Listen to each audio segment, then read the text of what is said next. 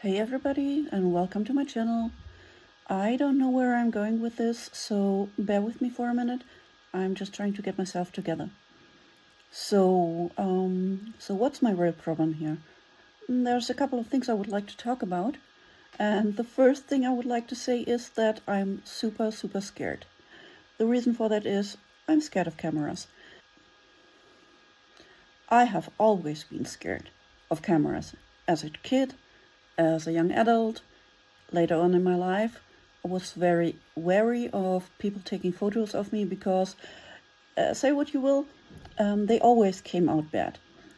Probably it was because of lacking skills. I mean, not everybody who has the ability to take a picture already also has the ability to take a good photo. So when I saw the photos that were taken of me as a kid, and that was the 80s, so there was a lot of red eyes going on, but also weird positions, weird angles. 90% of the pictures that were taken of me were really bad, and I looked like some, I don't know, sort of monster, alien out of space, kind of twisted, or I don't know. The photos were basically all messed up, and I hated it. My grandfather had a habit of taking videos of me, of our family, inside, outside, in the garden, in the living room, me dancing as a kid. And this was really a horrid experience. And actually, basically, it means I hate cameras. So why am I actually doing this? This is very difficult to explain for me. There are several aspects of it. There is a thing that I'm trying to cope and then there is also me trying to connect to the outside world, because at this point in time I'm pretty much of a loner. I only leave the apartment when I absolutely have to. That means doctor's appointments and the one social thing I can bring myself to do once a month. Yeah, and that's about it. So who am I? I'm a 48-year-old woman going on 49. And I also have people have told me that I look much younger, but bear with me. That's part of, the condition, the problem, I don't know how to say. Yeah, I am really that old, and I have recently been diagnosed both ADHD and autism. So that good old, absolutely not graceful ADHD combination that everybody dreads. So I'm a little bit autistic. No, I'm actually a lot. And I'm a little bit ADHD. No, actually I'm a lot. By the time I'm recording this, I'm at home. I'm not working since 3 months. I'm on sick leave because it seems I'm in the middle of a really drastic burnout. It's not my first one. Actually, it's the third burnout that I have in my life, and it's the first one that has actually been linked to autism. Probably the other ones should have been linked to that as well, but this would have required a diagnosis that I didn't have at that point of time. So how did this all come to be? Beginning of this year, that would be the beginning of January 2025, I received my ADHD diagnosis. And my therapist said it would be probably reasonable to pursue the autism diagnosis as well, because there were obvious signs and because it is a new thing that both diagnoses could be given together. As many of you probably know from other educational videos, there was a time when both diagnoses mutually excluded themselves. So once you had the ADHD diagnosis, the therapist wouldn't proceed any further, and you wouldn't get the autism diagnosis, and the other way around. And obviously this has changed. Since 2013, the diagnosis criteria have changed insofar that both diagnoses can be given to the same person. But we have the year 2025. I am living in Germany, And the medical system that we are living in hasn't yet applied this rule. So 12 years have passed, and some doctors still are not able to work with a double diagnosis. Yeah, you usually would think that in a country that has brought about so many inventors and so many medical stuff, that we would be a little bit faster about this. Think again. In terms of medical progress these days, we are extremely slow. Yeah. So why would I get a diagnosis at all? Many adults are confronted with the question, so why do you want that? You've gotten along so well in life, you have achieved so much, why would you want that label? And many people have already told you probably that this label has changed a lot in their life. To the better. Sometimes to the worse, sometimes both. But we did this for a very specific reason. I have to go a little back in time for that, bear with me. And the whole story starts in 2018. By that time, I was in my bachelor phase, and I was running out of money, and for the first time in my life I had to get a side job during my university time. And then I was searching for jobs, and one of my teachers told me that there was this institution that would probably be a very great match. It was a social institution where I could start as a teacher. Not directly a teacher, there is a very specific term for the job that I was doing. Basically, it means that you are creating educational programs and you are presenting them, but this is some sort of adult education and it's on a higher level. You're working for the state, you're working for legal institutions, and the educations have some sort of a political education background. So I was very interested in that at the time because it very well matched my university studies, which at that point of time were comparative religious science and Islamic studies.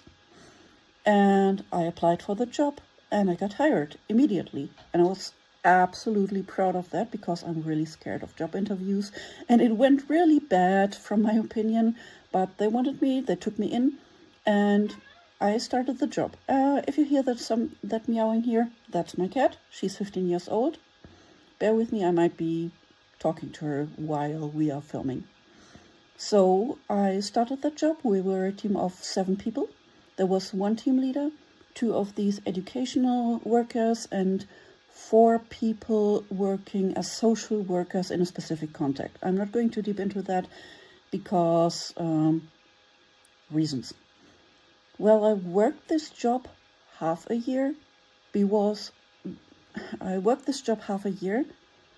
and then I had to go on sick leave because I was bullied out of this job so hard that the day I went to work, there was at that time my PD was on the one end of the street and my office was at the other end of the street, and they were pretty much facing each other. I was standing in the middle of the road and I was looking left. There was my PD. I was looking right. There was the door to my office. I started shaking. I started crying. And then I went to the doctor, told him everything about what happened at me the last days at work. He put me on sick leave. And that's where I stayed for a very, very long time with middle to severe depression. This was one of the worst times of my life, and this is where I started taking up therapy. I had a neurologist that put me on antidepressants, and I had my first therapist who was really bad for me.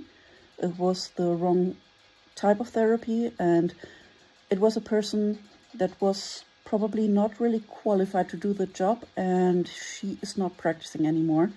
I've Googled her name twice after that episode, and she's appearing nowhere anymore on the internet. Anyway, I had the luck to find the right therapist after that, and she got me out of the depression. And many things changed for the better. Hey. Many things changed for the better, but not everything. And then things started to surface that showed not everything can be explained with the depression. So what is really going on here? And then we started talking about a couple of other things, and the topic of neurodiversity came up. So we started doing those interviews and assessments about ADHD. That took a couple of months, and then at the end I got the diagnosis this January. And at first I felt a little bit of relief, but of course we both agreed also having that diagnosis didn't explain everything. So we pursued the autism assessment as well. And when we are the moment we are talking right now, it is, let me check, it's the 2nd of November, and it was beginning of July when I received that diagnosis. I was still working at that time. And I remember that I drove home from that session, and I parked my car in front of our apartment complex, and I couldn't get out of the car. I stood there and stared a little longer, and I stared quite a lot without getting out of. And then, I don't know, I think I was on some sort of autopilot, but in the end I was back in my apartment, and it was pretty much early in the morning, and I'm working from home. I'm call center agent at this point in my life. That's a topic for another day. But I sat back in front of my computer, my work computer, that's in a different room, and I started the Teams chat with my team leader. I told her about the assessment, and she asked me how I feel about this. And at that point of time, I was like a little bit numbed. I didn't even know how I felt. And that's still an ongoing problem for me, that I sometimes do not know how I feel about a specific thing until very much later. So at that point of time, I said, yeah, here, we talked about this. I have the assessment now. I have the diagnosis, and yeah, let's go on. And I worked that day, and everything was fine. Didn't stay that way. Over the next couple of days, I developed some sort of weird dizziness, and things got worse. I started taking less and less calls. I started to react in a weird way to the customers, and things didn't go well. It was some sort of a downward spiral that at first I didn't recognize. But then my team leader called me up on that, and she explained to me in terms of hard numbers how my performance was, and that she was concerned that I let the topic get to my head too much. What she didn't know at that point of time, or what she didn't understand, is that it was already in my head for quite a while, and I had just masked the hell out of it and tried to act like this was of no concern for me. And we had this fallout one day when I was sliding into a meltdown, and I was talking to her, and the one specific thing that I remember about this talk is that she asked me, why is this so much of a problem for you? We were making jokes about that 2 weeks ago, so why is this even a thing now? And I was not able to explain it to her. I was not able to explain that it always has been a thing for me, not a good one. And ever since the diagnosis, things have changed a lot for me. So that's that's one thing I would like to talk about. How these things have changed for me during the last 3 months. So, what can I say? I'm still in burnout. Things have not appeared to have gotten better, and I don't know how long it actually takes. Can anybody of you tell me have you been in an autistic burnout, and how long did it take for you to get back on your legs? Because I feel like this is taking forever. I don't know if this should take 3 months or 3 years, or should I probably be already up and running? I don't know. I feel like hit by a truck every single morning, every single day since 3 months now. And while my sleep seems to regulate already a little bit, all of the other things don't seem to get better. Okay, back to the topic.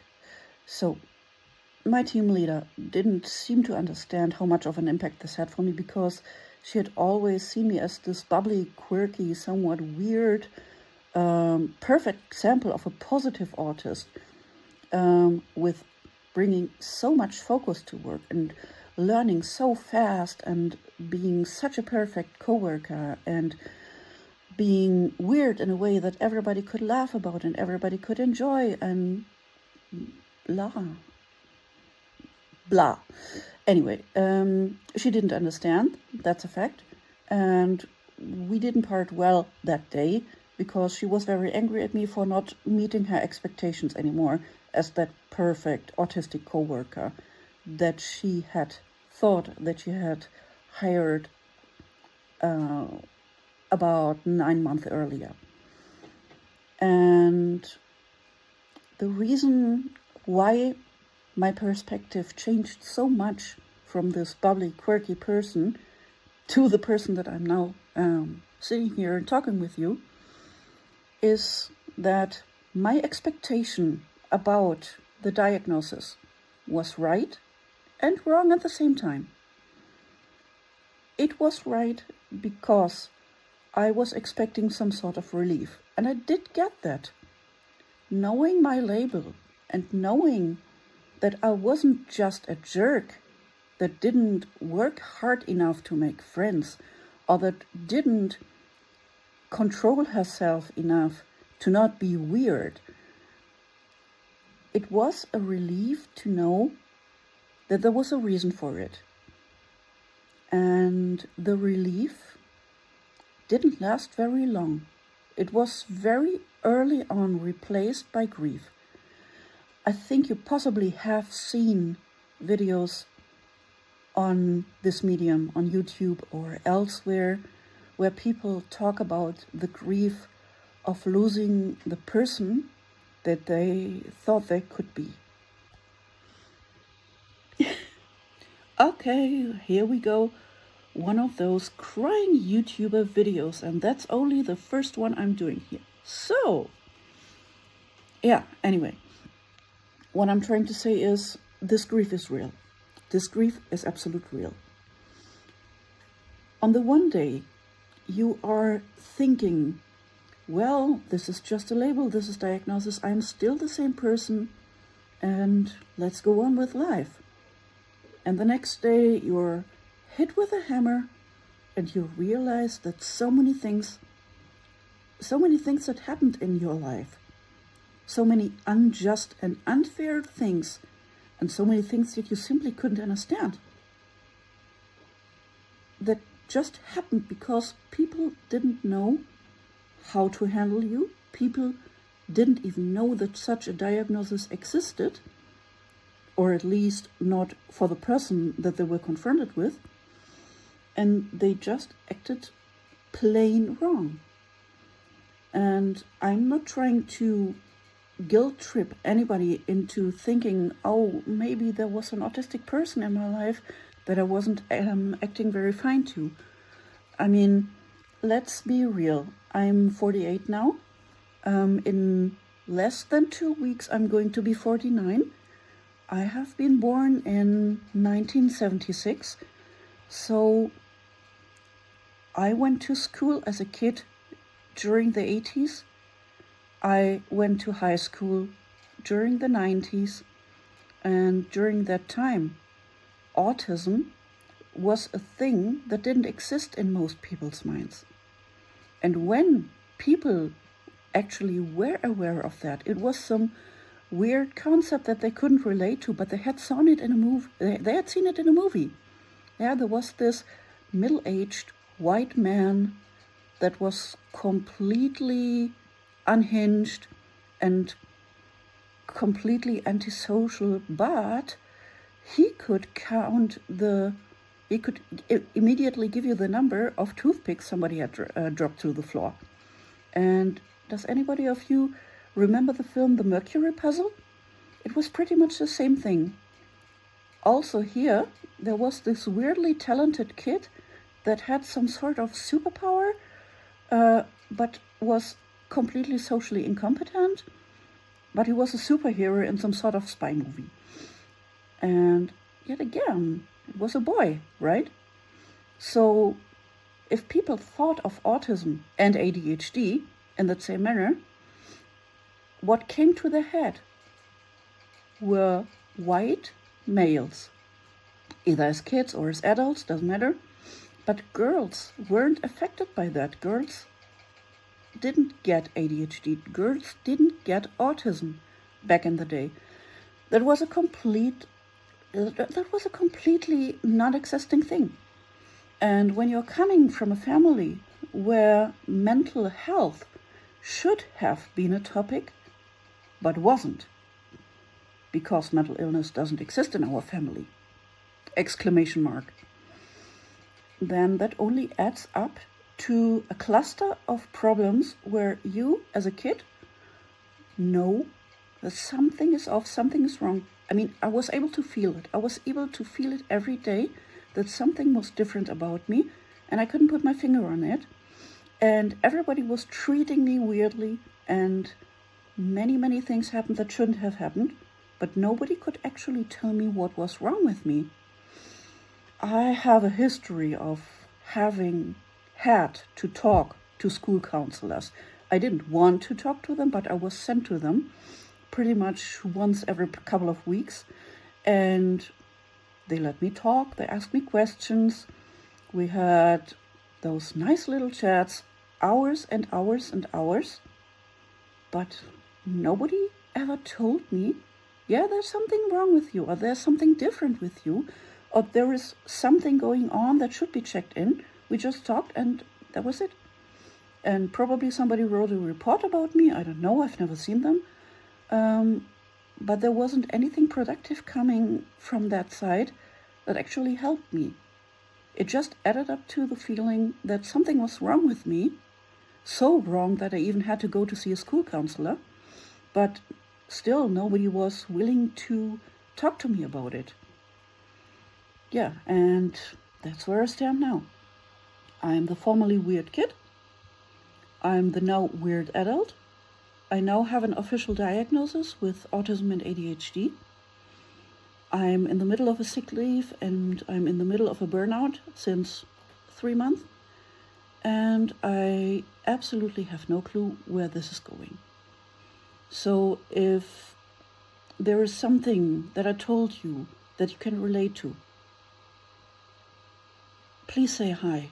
Have a coffee with me, or just tell me that you can relate. And maybe if I'm not too scared to do this again, I'll see you in the next one. Take care and